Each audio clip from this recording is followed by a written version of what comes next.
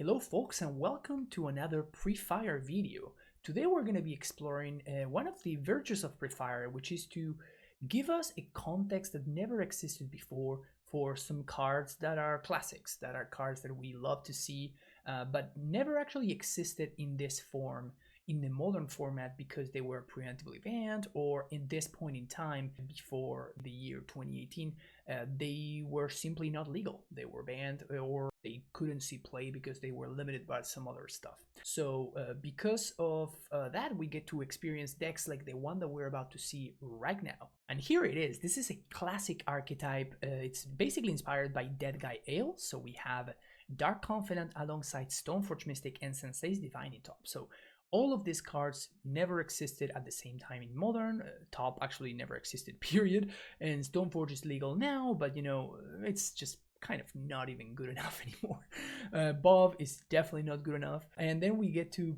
pair it with some other classics like Inquisition, Thoughtseize, Fatal Push, which are, you know, we'll sprint to a little bit afterwards. And then because we're trying to get some bodies for this equipment, we have Sword of Fire and Ice and Batterskull in the main deck with Sword of Feast and Famine finding itself in the sideboard over here. We have some Tidehollow Scholar as some extra disruption and Kitchen Finks as the last one-off that we have going on over here.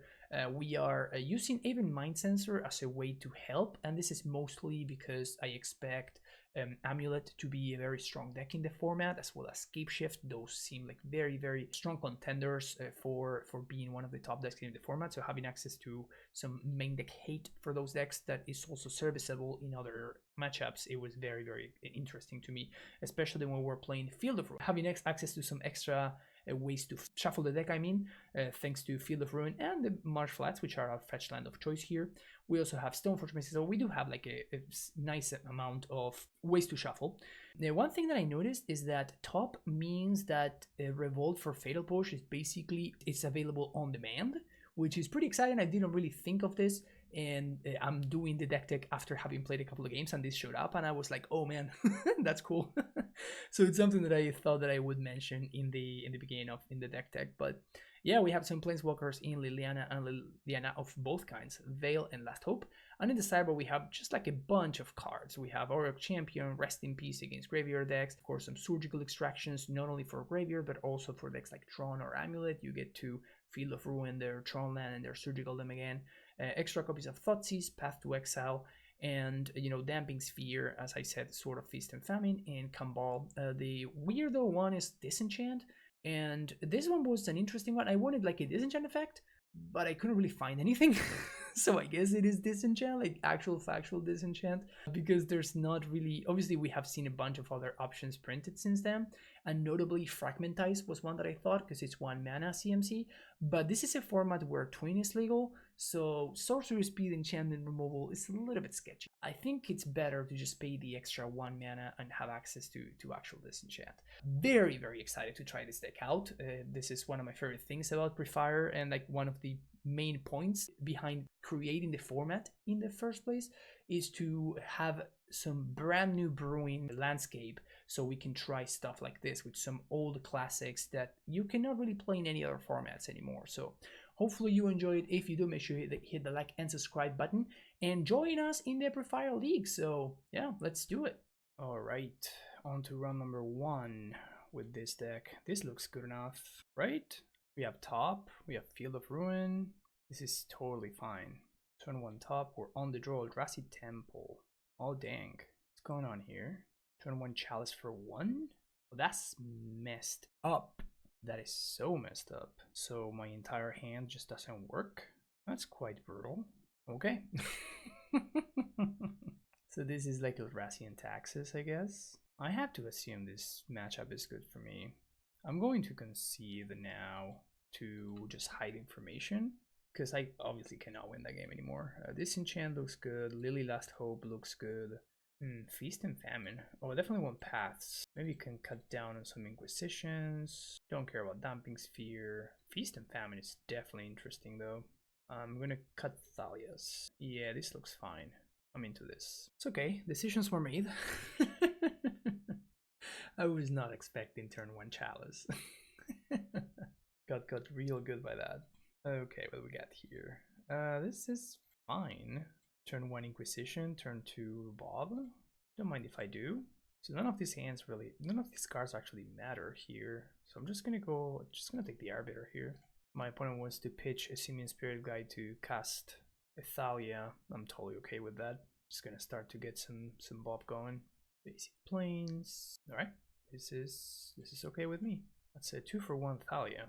That's what that is. Definitely gonna get Bob going before worrying about top. Horizon Canopy. No blocks. Best draw is probably like a Fatal Push, because I can push into top. Man, opponent's just throwing a bunch of cards in there. Sort of Feast and Famine. Not super stoked about that one.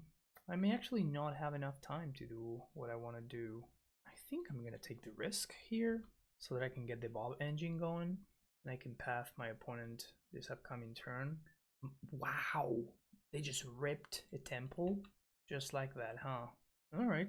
This is definitely quite rough. So now they can cast these Thought Knots here, take my Path to Exile. It's not cool, man. I'm gonna have to, I guess, find another, like, Fatal Push is my best draw. So let's activate top here. Okay, so second path is fine. So we can actually go Lily, Concealed Courtyard, Path. Oh, I misclicked that. I was supposed to do the other way around. Annoying, very annoying. I actually have to path right now. I took 1 damage for no reason. It's not super exciting, to be honest. And then I'm gonna pass the turn. And I guess this turn I'm gonna chump block if given the chance. I'm in place of the canopy. I'm just getting like clocked too quickly though. That Eldrazi Temple just messed things up very dramatically. My goal was to like path on upkeep, and that was gonna like slow down my opponent's clock quite considerably. But that got me real good. So now my opponent should definitely just take the aggressor role and blink my Dark Confidant so I can't block. This leaves me now in a spot where I'm taking 5, and once again I need to rip any sort of removal spell. It'll push. Alright, so gonna now reveal Shambling Vent and now do this. This is kind of a nice thing about top, is that it basically means that Fatal Push is always on. So I guess I need to do this now, because otherwise my opponent can just use Displacer to blink my Bob and swing for lethal. So we're forced into doing this main phase, which is super awkward, but and if my opponent has any removal now, we're gonna lose. Alright, opponent gets in there, we take the chomp block, and this is the turn. If we dodge any creature, we may be able to stabilize, and if we don't, it's gonna be rough. Oof, another Displacer means I'm dead.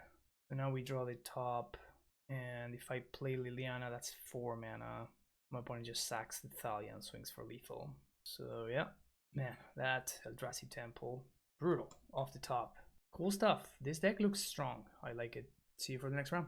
On to that second round. This hand looks fantastic. Let's keep this. We have some Painless Sources. We have Bob. Opponent keeps 7. Turn 1 Inquisition. The Dream. Gruul Spellbreaker. Guess I'm gonna take the Gruul Spellbreaker. My opponent wants to play like a Goyf on turn 1. It's totally fine with me. Maybe I should have taken the Goyf. Man, Simian Spirit Guide sounds so aggressive. My opponent could also go turn 1 go and then threaten Chandra on turn 2, which would kind of force me to play Thalia instead. Yeah, they don't do anything. So I now need to play Thalia to not get Torch of Defiance on turn 2, just to buy a little bit of time. So that means my opponent gets to spend turn 2 deploying a Goyf, which is not bad. Batterskull. Not what you love to see, but it's okay. Kind of want this Thalia to die now, so so I can play my Batterskull. I didn't play the fetch land there because I'm probably gonna be my mana is just fine, so I'm gonna be fetching for a basic most likely, and I have top in my deck. So if I top and the top cards in my deck suck, then I definitely want to make sure that I can use a fetch land to reset. And then place forest, and now they can like pitch both Spirit Guides to play the Chandra, which looks like that's what they're doing. Yep. Kill Thalia. Fascinating. Really? We revealed our Confidant. Well, I'm willing to play a second Bob, but so now we get to clear the Chandra. And we get to push the Tarmogoyf. Like, is my opponent trying to like race me? That's not gonna work out. Maybe they have second Chandra. Bloodbraid. Into looting? Wow, that's spicy. That's wildly spicy. If my opponent attacks with both, grapple with the past. Man, my opponent's deck is kind of cool. Alright, so I'm just gonna trade. I don't think I can afford to take the hit, and I still have another Bob. And obviously we're trading with the Goyf here. So Dark Confidant, that is a land, folks, which means we're gonna hardcast the Batterskull. Classic. Good, honest Batterskull action. Let's see what my opponent's cooking with over there. It's looking pretty good for us. Goyf, definitely not what we love to see, but we have plenty of answers. Liliana, we have a lot of space to work with. We get to Scholar here, so we're gonna take my opponent's last card, probably Bolt the Bob. Okay, gonna deploy another Dark Bob Fidant, play a tapped land and pass the turn. We're threatening double block on the Goyf, so Goyf doesn't actually have any good attacks here. And then we can like use, like just suit up the Tidehollow Scholar probably. This Batterskull is just working overtime right now. When in flashbacks looting, discarding Bloodbraid. That's probably good for me. Untap. Robert reveals another Bob. That's funny. Okay, so we're going to suit up the School of Butter. Now we have a pretty beefy Scholar over here. Gain 6, thank you very much. Might as well play another Robert.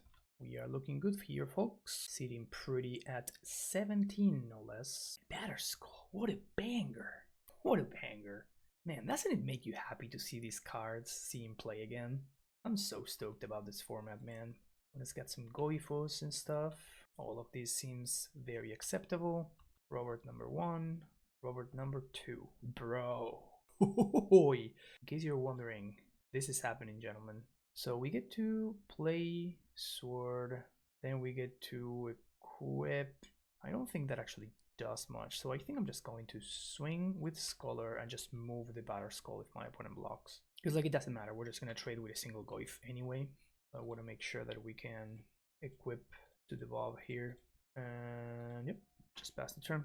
Oh, it's a 6/7 now. Slightly more annoying, but not really that much more annoying, to be honest with you. Because we're gonna do some suiting up. I am gonna fetch here on end step. I don't think my opponent has an answer to the Batterskull, so I'm just going to like play this Mind Sensor just to deploy another threat. Let's flip some Bobs, Stoneforge, March Flats. Let's deploy our land, and I guess I lead with Thoughtseize to see what my opponent's cooking with over there. Lightning Bolt, the Bird, totally fine. Last card in hand is a Glory Bringer, Glory Banger. Hell yeah. Sword of Fire and Ice, suit up Robert, and now we should be in the clear.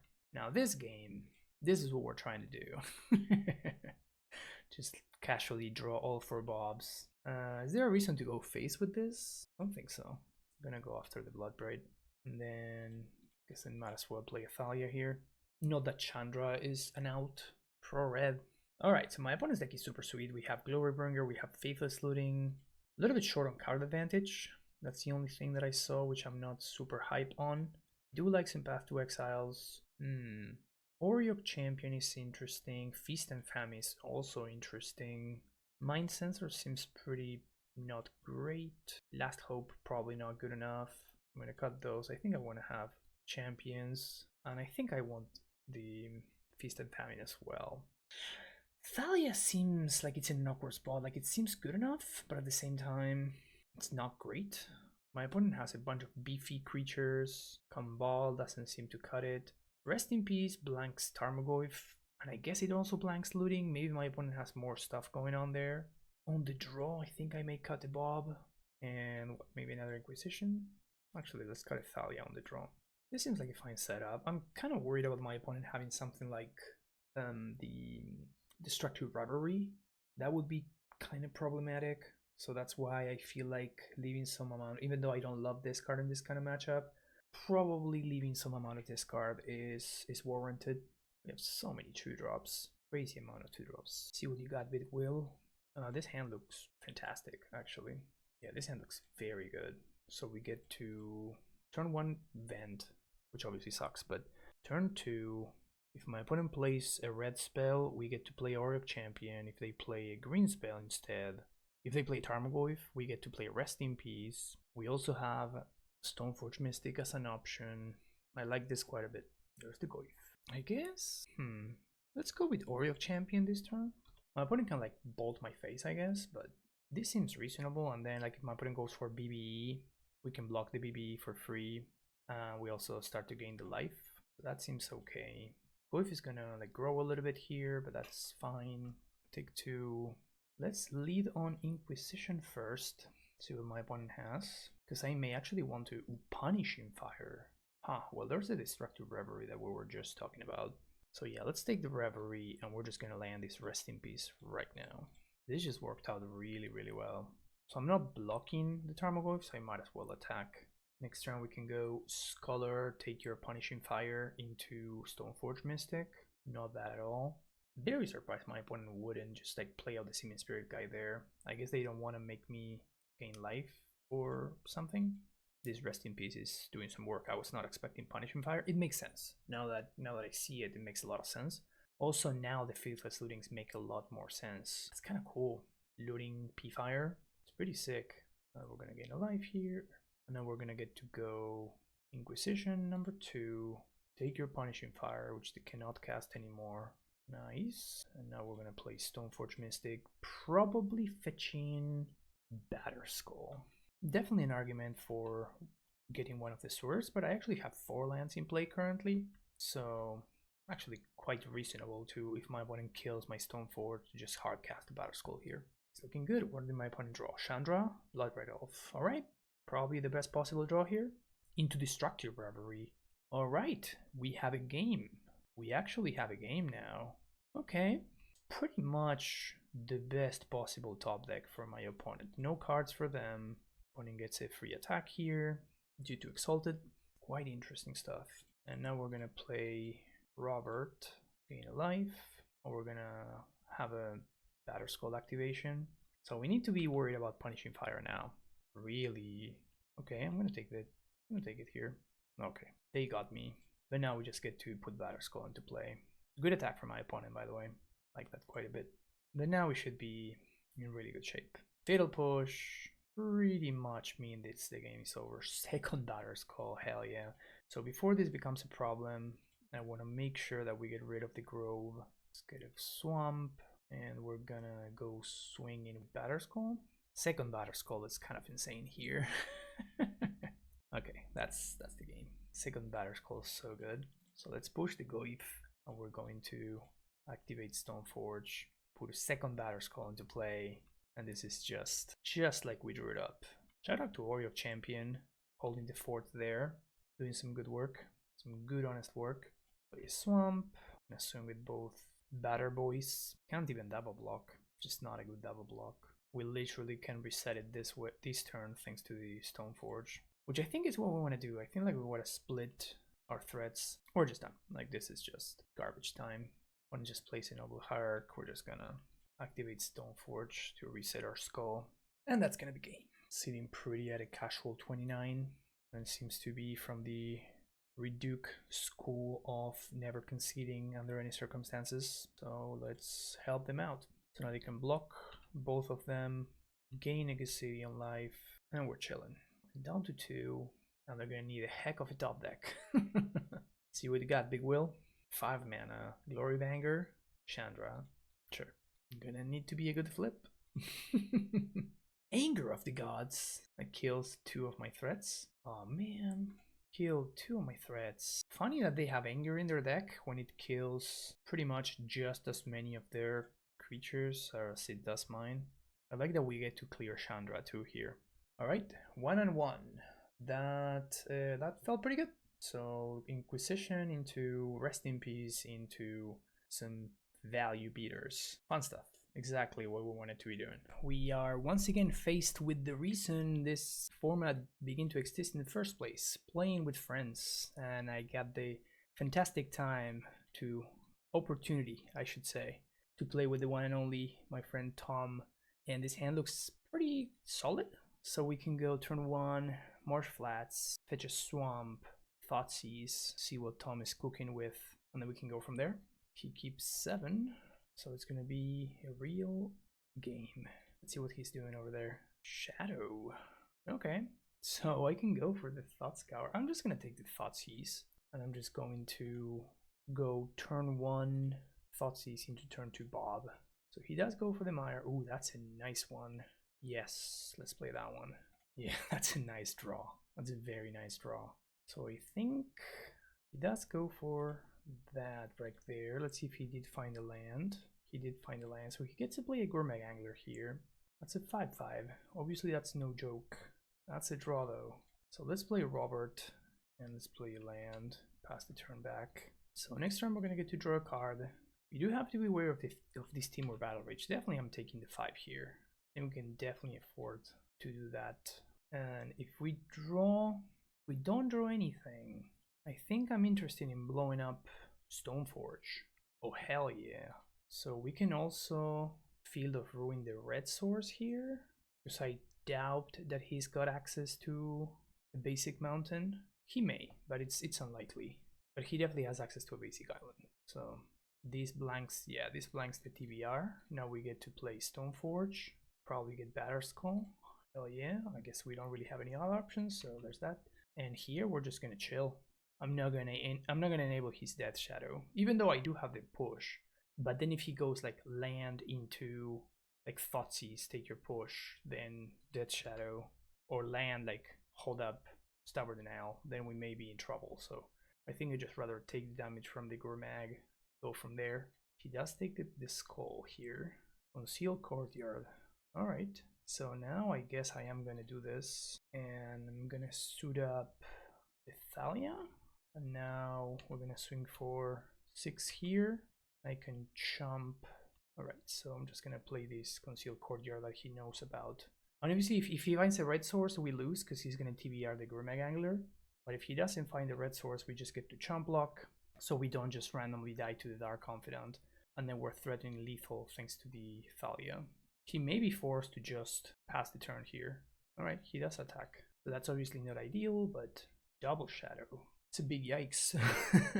Okay, so what do we do here? Guess we're just gonna go Mind Sensor into Field of Ruin, get a black source. Maybe he fails to find. And what we're gonna do here is, our plan is gonna be chomp with Thalia, chomp with Stoneforge, both shadows, and then we're gonna suit up the Mind Sensor with the Sword of Fire and Ice, and that should be enough to lethal, assuming nothing changes. Okay, he attacks like this. It still forces double chomp. I still think I'm going for that line though. And I have to be careful here because he may have Fatal Push. So I can push here, but I actually don't want to because I would be enabling the push itself on my 3-drop. Man, this has been a very interesting match. Like, I thought I was in very good shape, and then all of a sudden it got a lot trickier. Let's see if I can get there. Hell yeah. That was so much fun. That was sick. Alright, so Path to Exile. Yes, please. Oriok Champion. Deceptively strong here. And Feast and Famine, Protection from Black. Sounds very exciting to me. So what do we not want? Actually, Liliana Blast Hope does sound quite reasonable here. Maybe Thoughtseize we don't need. I'm kind of okay with Inquisitions. And my deck is pretty sick here, isn't it? I kind of want all my cards. They all sound great. Maybe Feast and Famine can go. Feast and Famine was sort of Fire Ice, I mean. Fire and Ice was very good that match. It allowed me to close the gap very nicely. I think on the draw... No, Thalia's just insane regardless, right? They're trying to play like an efficient game, and Thalia attacks on a very nice axis there. Bob is also quite strong, but it does get owned if he has his own Lilianas. So that is kind of something to keep in mind. Batterskull sounds great. Pushes and paths, they're all great. Maybe Scholars can go? Scholars are probably okay. I think Mind Sensor is the one that's gonna go. Seems a little bit too slow. Rest in Peace is an interesting one. I think I like it. I think I like it enough. So at that point, I think I'd rather just cut the Thalias. And I guess the Liliana. So let's bring back the Thalia. We just have like the one of Liliana. The one of Thalia, I mean. Yeah, that's fine. Let's go with that. I think I'd rather have Thalia on the draw, and Thalia on the play, and Bob on the draw. He's like main sensor, little heart. I'm like, yeah, man. Yeah, this hand sounds great. Let's keep this. So we get to go turn 1, probably top, most of 6. Turn 1 preordain. We get to go turn 1 top, which is very nice. And 2, probably just, ooh, that's nice. Yeah, let's actually pivot. I think I'd rather turn 1 Inquisition than turn 1 top. Wow, that's a hand. Rakdos Charm. I think I'll take the Terminate here. Anger's also a little bit annoying, but it's probably easier for me to manage the Anger than Terminate. I think I'm actually gonna go for the Terminate. Yep, let's go for the Terminate. Pass the turn. It's definitely interesting to go for Rakdos Charm instead. He does play the land, does play the bubble, untap, play a fetch, play Stoneforge, and I think I'm still getting Batterskull. It's kind of tempting to get the sword, but I think getting Batterskull is... Obviously, I'm not going to expose the... Oh, he does shuffle, okay. He does get Blood Crypt, which we're going to be able to blow up, so I may spend next turn just blowing up the Blood Crypt, to be honest, just to get him off of red. If he has a second land, he may actually just cast the Anger of the Gods because he has already seen the Field of Ruin here. So he may just take the chance to guarantee that he can actually cash in the Anger. Yep, Tom is not gonna miss that kind of stuff. Man, I love playing against Tom. He's so good. So I fetched here, but actually there's an argument for not doing so because we have tops in hand. So that's definitely a reason to want to just like chill on a shuffle effect instead. There's a Shadow, which right now it's kind of okay. So let's play Sensei's Divining Top. I think I'm just gonna play a second top, play Concealed Courtyard, and just pass the turn. I don't want to attack into a Shadow, so we're just gonna hang out here. And we're looking to find any sort of removal spell. So he Thought Scours himself. His graveyard is nice and juicy. We do have a nice little shuffle effect here. It turns out that the top of our deck is just terrible. Man, these tops are just working overtime here. I feel like they're gonna be able to give us a ton of value. Yeah, especially like he cannot control his life total. Oh, this is great. So now we go top, top, top, untap, draw the path. Guess I play the land tapped to protect my life total, and I say go. No attacks, send the turn back. We're gonna be able to shuffle. If he taps out, I'm gonna path. And I think I do this on end step as opposed to upkeep. So I don't want to give him information. I may actually upkeep the path. I forgot to set my stop though, so I guess we're not doing that. Black Source, another Shadow. That's fine. He can't really attack, so I'm gonna path first. See if he wants to do something. We can pay for Stubborn Nail and stuff. Alright, so now we're going to Field of Ruin, so we can shuffle. Go after the blue-red source. Rending Volley. Okay, so he's not going to be able to cast this later, so he's just choosing to cash it in there. That sounds like a great exchange for us. Very happy about that. And still on end step, we now get to choose. Oh my, that's so good for us. Hell yeah. Yeah, this is insane. So we're going to untap here, draw. We get to Scholar, see what my opponent's cooking with. Notably, they cannot cast this Rakdos Charm because we destroy the land. Unless his hand is double stub or something like that. This is totally fine. I think we're just going to take the Dismember. Yep. And now we're going to use stop to draw a card. Draw the Liliana. Minus. Kill the Shadow. Oh, this is so good. This is so amazing. This is sick. Yeah, I think I'm okay with attacking here. I feel like we're far enough ahead that we can afford to do this here. Brutality, just the -2/-2, that's fine. So now his hand is Dismember, Rakdos Charm, Mishra's Bubble. So let's untap, and I think I'm okay with just giving up the Sensei's Divining Top. That's a nice draw. So let's go top, top, top, because I do want to hit my land drop. So let's do this. I'm being the top, discards a land, and now I can attack and then draw the Bob. Oh, I drew the land. I put the land on top. That's my bad. I remember putting the Bob on top. It doesn't matter. Like, we're gonna like probably cast the Batterskull next turn. No, he can't do anything. So I guess now I'm going to plus Liliana and discard the Batterskull. Beans Inquisition. Let's go top. Let's spin Bob on another top. Okay, so let's put Bob on top. Swing for 2. And I think I just passed the turn here, actually. I think we got this one locked up here. So let's, I think we're gonna draw the Bob. Yeah, let's draw the Bob. There's actually an argument for putting the top on top. Reason being, just hard casting Dismember. That's good for us. The reason being so I can cast both Batterskull and the top, but then the Batterskull gets destroyed by the charm. But I guess if he's doing that with his turn, that's very good for me.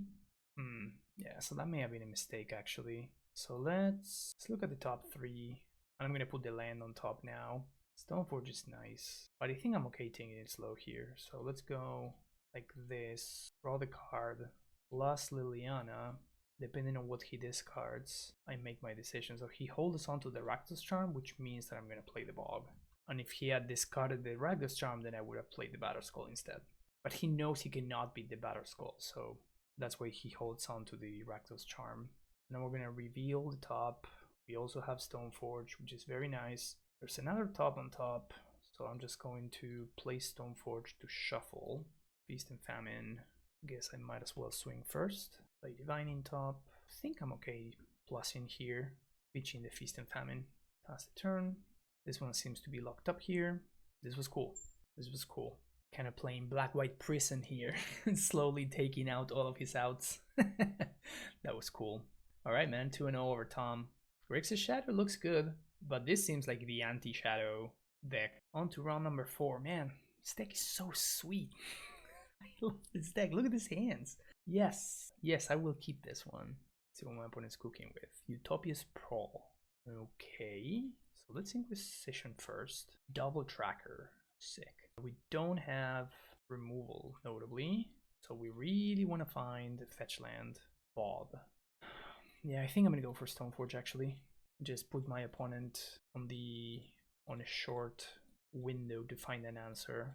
Interesting that they went with the fetch instead of going with the fetch land, with the basic instead of the fetch land.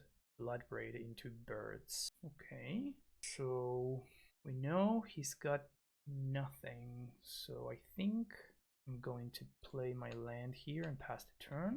He does play fetch land, notably one that we did not know about. This tracker is getting a little bit out of hand here, drawing a couple too many cards, so I'm going to be forced to... Oh, he doesn't attack.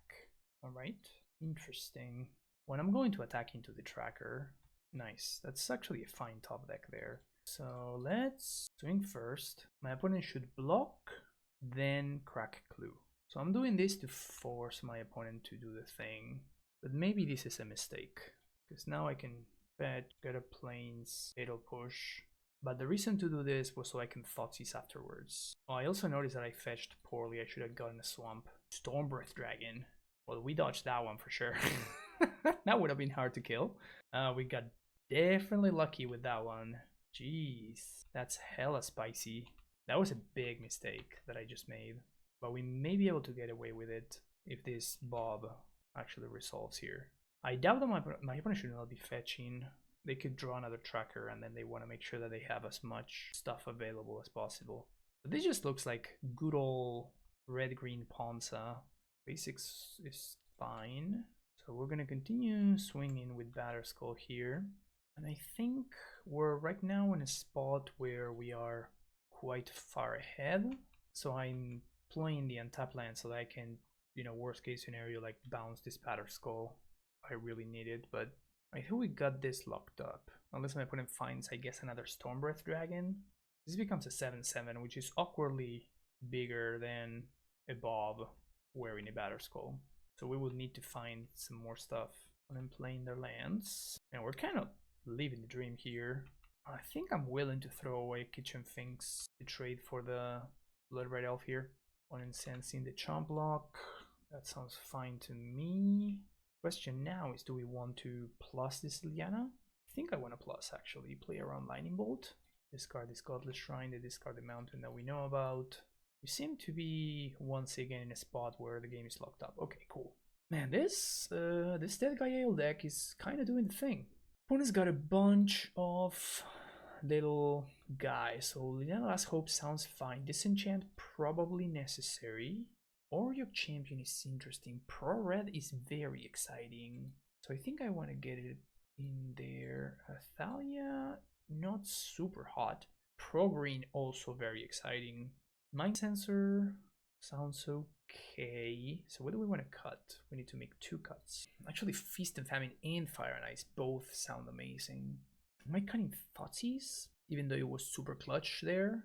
I think Thoughtseize is pretty nice. Maybe cut 2 Bobs on the draw. Maybe Mind Sensors is worse than Bob. I'm definitely making that switch when I'm on the play. Maybe Thoughtseize is just awesome, and I shouldn't be a coward. This hand sounds actually somewhat reasonable. I like that we can get basics with this hand. We also have an answer to a Blood Moon. Utopia Sprawl. Good start, put it on a basic. Exactly what they should do. Inquisition, Blood Moon. Yikes. Both of these are a problem. But I guess Blood Moon is more of a problem? Oh man, I guess that's the case. Which is very awkward with the Disenchant in hand, but unfortunately I think this is... Oh my god, they top deck the other Blood Moon and we immediately top deck the Disenchant. That's awesome. So I guess this... So I guess this worked out. Alright. This tracker is threatening to do a lot though. So I am gonna have to disenchant here, unfortunately. Which sucks because it enables the foothills, so not super stoked about that, but well. Found the black source, so now I guess I'm gonna plus on the... Really wish this was the other Liliana. I don't think there's much I can do about that, however. One goes and fetches Stomping Ground, which is nice because it actually allows me to fix. They swing at Liliana. I think I'm gonna be forced to minus and hope that I luck sack, draw something good. Oh my god, this is so much worse. Oof, Torch of Defiance, pretty good. I'll use the mana to suit up the tracker. Man, I can't even do this thing. So we know Forest is one of the cards in hand. They're holding the card for Liliana, which is interesting because they could just like get a clue. Am I just supposed to go for Liliana minus and play second Liliana? I don't think to have many other options, so I think I'm gonna do that. But yeah, that sucked.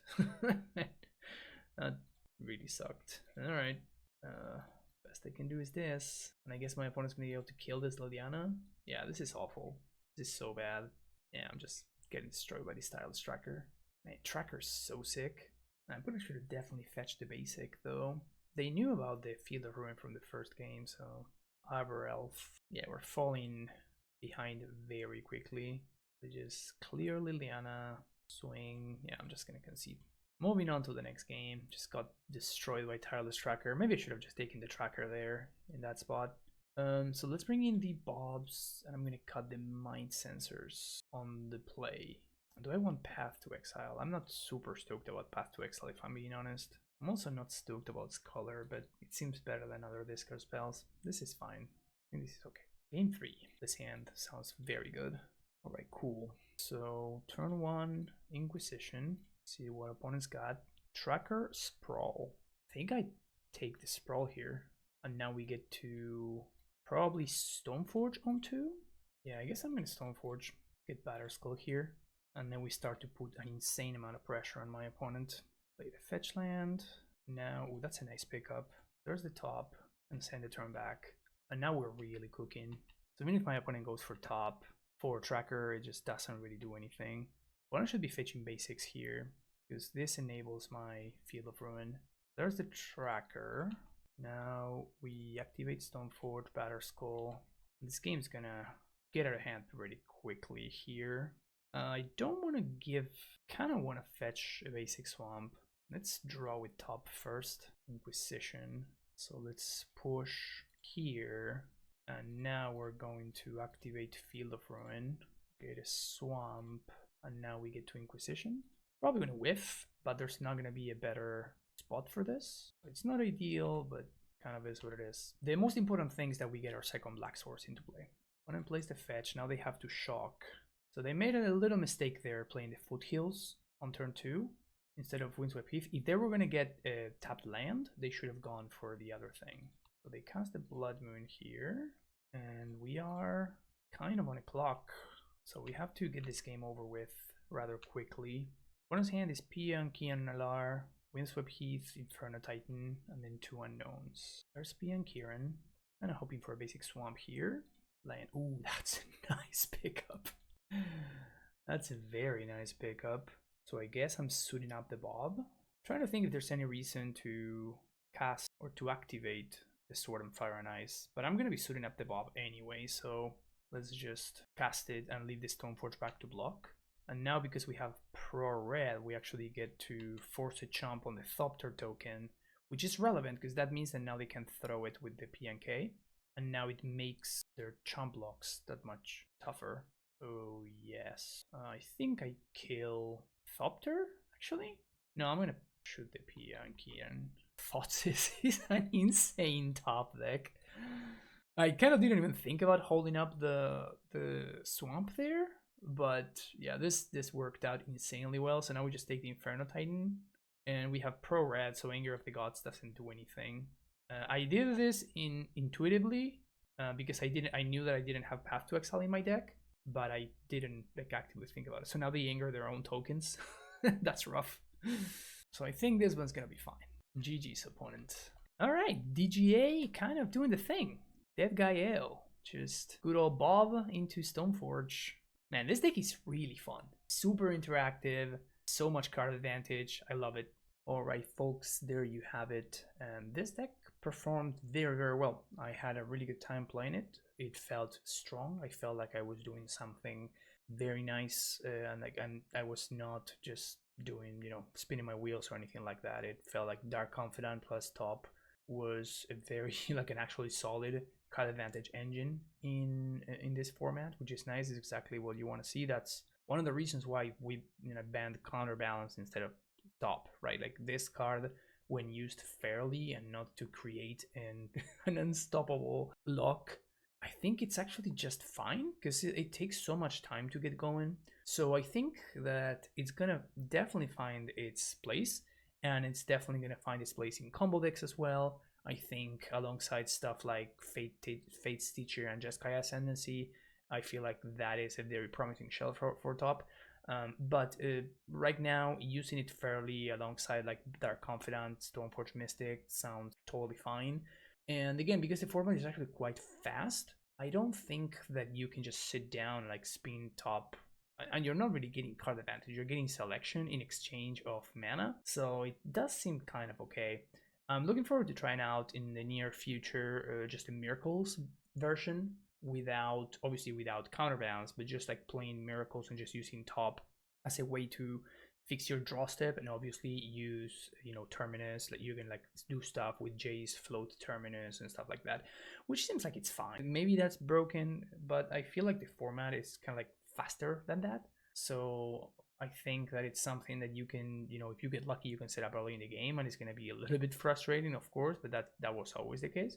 But I think that having a strong blue-white control deck is not a bad thing. So we'll see how it goes. But I enjoyed these matches very, very much. So I'm looking forward to playing more of this deck in the future. But that's going to be it for this video. If you enjoy the content, make sure you hit the like and subscribe button. And if you're enjoying Prefire, join us. You can find all the information in the description of the video down below. It's fun. So hopefully this is something that you're into and you get to join the community so we get to play some games. See you in the next, folks. Take care and bye-bye.